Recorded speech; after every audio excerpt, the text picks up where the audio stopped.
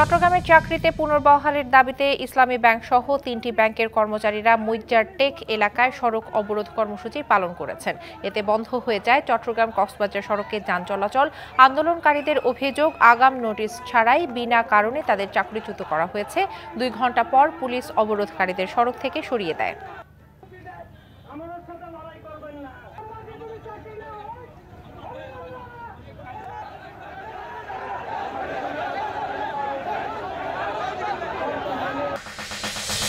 জাহাঙ্গীরনগর বিশ্ববিদ্যালয়ে অটোরিকশার ধাক্কায় আফসানা করিম রাচি নিহতের ঘটনায় জাহাঙ্গীরনগর শাটডাউন কর্মসূচি পালন করছেন বিশ্ববিদ্যালয়ের 53 ব্যাচের শিক্ষার্থীরা।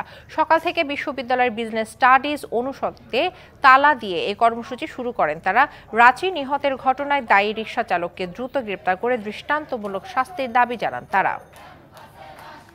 নগদের সর্বোচ্চ বার 167 টাকা রিচার্জে পাবেন 1 লাখ টাকা পুরস্কার। আরও আছে প্রতি সপ্তাহে পুরস্কার ও ক্যাশব্যাক।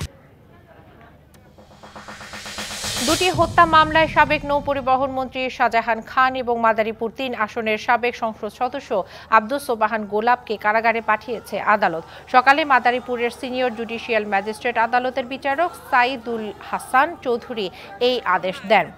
এর আগে পুলিশি পাহারায় মাদারীপুর কারাগার থেকে সাবেক 2 সংসদ সদস্যকে আদালতে তোলা হয়। ট্রাফিক ব্যবস্থা উন্নয়ন, নিয়ন্ত্রণ ও জনসচেতনতা বৃদ্ধির লক্ষ্যে ময়মনসিংহে ট্রাফিক সপ্তাহের উদ্বোধন হয়েছে।